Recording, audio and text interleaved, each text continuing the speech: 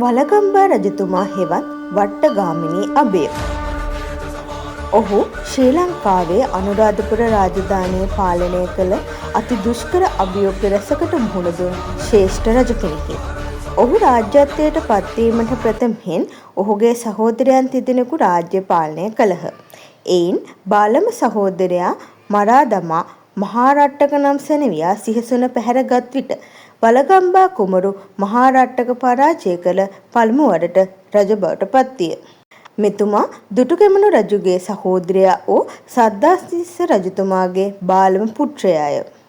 මෙම පළමු රාජ්‍ය සමය මාස 5කට සීමා විය. ඊට හේතුව වූයේ රෝහණතීය බමුණාගේ කැරැල්ලයි. වලගම්බා රජතුමා ශ්‍රී ලාංකේය ඉතිහාසයේ තම රට ජාතිය බුද්ධ ශාසනය වෙනුවෙන් දැඩි අභියෝග මැද නැගී සිටි අසහාය පාලකයෙකු ලෙසින් සලකනු ලැබේ.